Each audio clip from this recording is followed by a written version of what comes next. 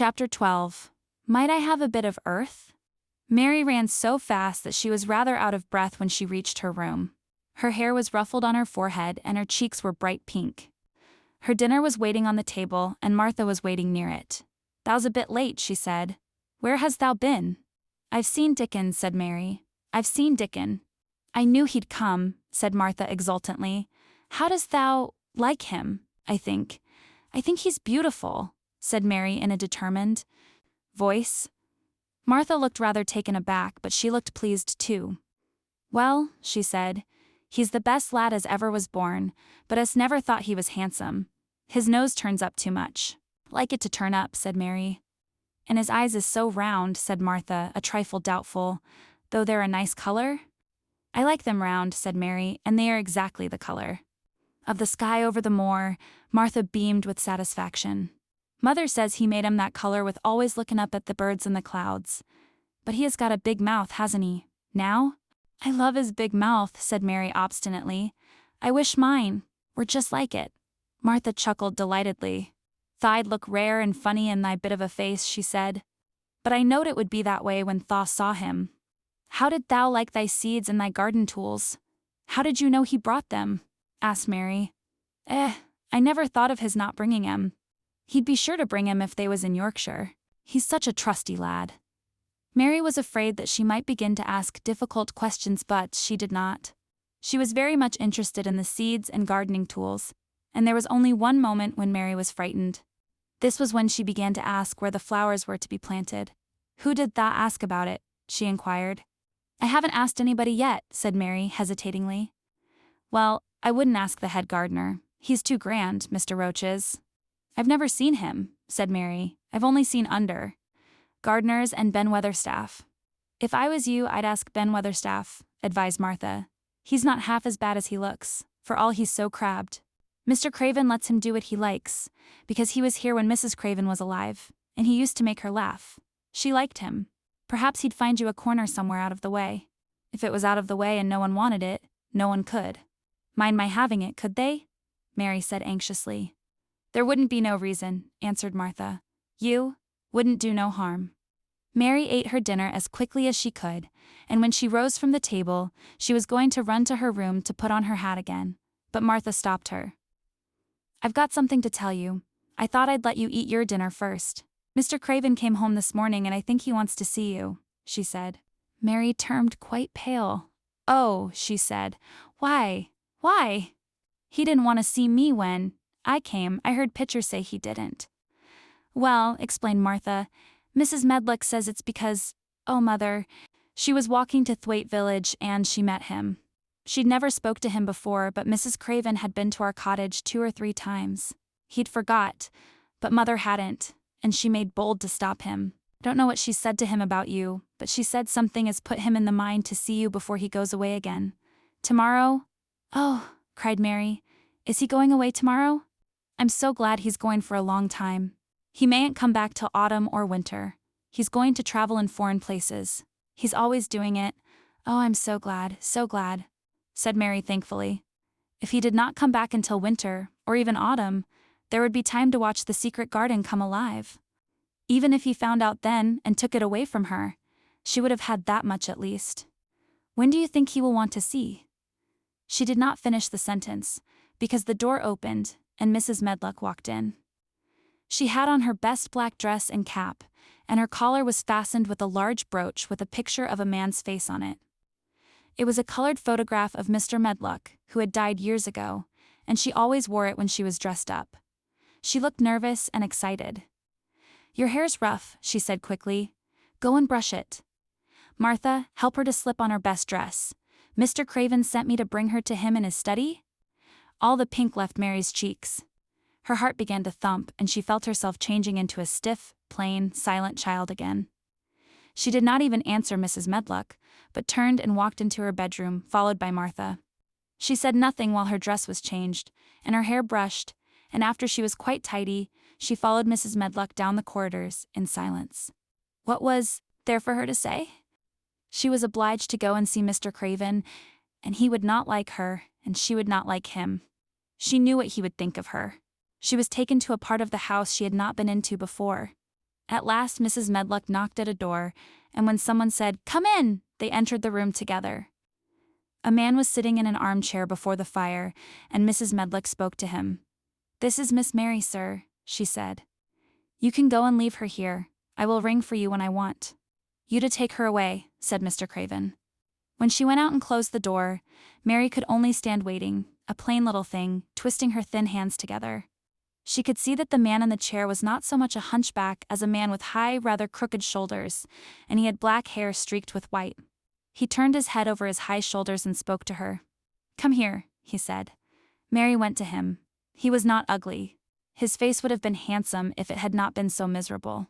He looked as if the sight of her worried and fretted him, and as if he did not know what in the world to do with her. "Are you well?" he asked. "Yes," answered Mary. "Do they take good care of you?" "Yes." He rubbed his forehead fretfully as he looked her over. "You are very thin," he said. "I am getting fatter," Mary answered, in what she knew was her stiffest way. What an unhappy face he had. His black eyes seemed as if they scarcely saw her, as if they were seeing something else, and he could hardly keep his thoughts upon her. "I forgot you," he said. "How could I remember you? I intended to send you a governess or nurse or someone of that sort, but I forgot?" "Please," began Mary, "please," and then the lump in her throat choked her. "What do you want to say?" he inquired. I am too big for a nurse," said Mary. "And please don't make me have a governess yet." He rubbed his forehead again and stared at her. That was what the Sorby woman said. He muttered absent-mindedly. Then Mary gathered a scrap of courage. Is she Martha's mother?" she stammered. "Yes, I think so," he replied. "She knows about children," said Mary. "She has 12. She knows." He seemed to rouse himself. "What do you want to do?"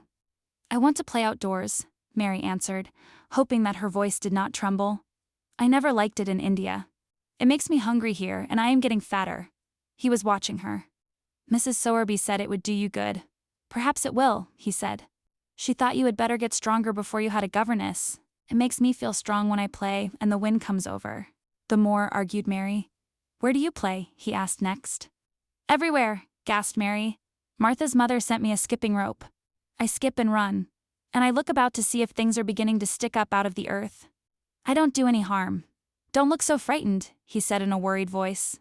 "You could not do any harm, a child like you. You may do what you like." Mary put her hand up to her throat, because she was afraid he might see the excited lump, which she felt jump into it. She came a step nearer to him. "May I?" she said tremulously. Her anxious little face seemed to worry him more than ever. "Don't look so frightened," he exclaimed. "Of course you may. I am your guardian, though I am a poor one for any child. I cannot give you time or attention. I am too ill and wretched and distracted, but I wish you to be happy and comfortable. I don't know anything about children, but Mrs. Medlock is to see that you have all you need. I sent for you today because Mrs. Sowerby said I ought to see you. Her daughter had talked about you. She thought you needed fresh air and freedom and running about. She knows all about children," Mary said again, in spite of herself. "She ought to," said Mr. Craven. "I thought her rather bold to stop me on the moor, but she said Mrs. Craven had been kind to her. It seemed hard for him to speak his dead wife's name. She is a respectable woman. Now I have seen you, I think she said sensible things. Play out of doors as much as you like. It's a big place, and you may go where you like and amuse yourself as you like. Is there anything you want?" As if a sudden thought had struck him. "Do you want toys, books, dolls?" "Might I?" quavered Mary. "Might I have a bit of earth?" In her eagerness she did not realize how queer the words would sound, and that they were not the ones she had meant to say. Mr. Craven looked quite startled. "Earth," he repeated. "What do you mean?" "To plant seeds in. To make things grow. To see them come, alive," Mary faltered. He gazed at her a moment and then passed his hand quickly over his eyes. "Do you care about gardens so much?" he said slowly. "I didn't know about them in India," said Mary. "I was always ill and tired, and it was so hot. I sometimes made little beds in the sand and stuck flowers in them, but here it is different." Mr. Craven got up and began to walk slowly across the room. "A bit of earth," he said to himself, and Mary thought that somehow she must have reminded him of something. When he stopped and spoke to her, his dark eyes looked almost soft and kind.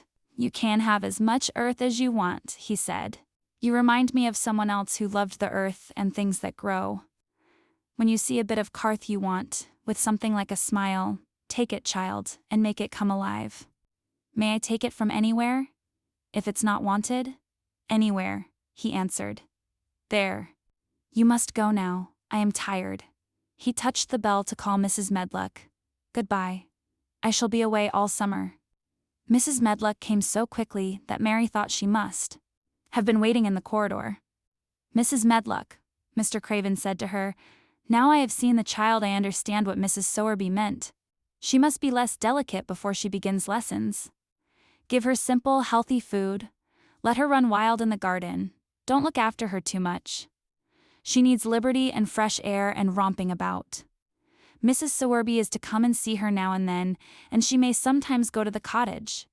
Mrs. Medlock looked pleased. She was relieved to hear that she need not look after Mary too much. She had felt her a tiresome charge, and had, indeed, seen as little of her as she dared. In addition to this, she was fond of Martha's mother. "Thank you, sir," she said. "Susan Sowerby and me went to school together, and she's as sensible and good-hearted a woman as you'd find in a day's walk. I never had any children myself, and she's had 12, and there never was healthier or better ones. Miss Mary can get no harm from them. I'd always take Susan Sowerby's advice about children myself. She's what you might call healthy-minded, if you understand me?" "I understand," Mr. Craven answered. "Take Miss Mary away now and send Pitcher to me." When Mrs. Medlock left her at the end of her own corridor, Mary flew back to her room. She found Martha waiting there. Martha had in fact hurried back after she had removed the dinner service. "I can have my garden," cried Mary. "I may have it where I like. I'm not going to have a governess for a long time. Your mother is coming to see me and I may go to your cottage. He says a little girl like me could not do any harm, and I may do what I like. Anywhere." Said Martha, delighted. "That was nice of him, wasn't it?" "Martha," said Mary solemnly, "he is really a nice man, only his face is so miserable and his forehead is all drawn together."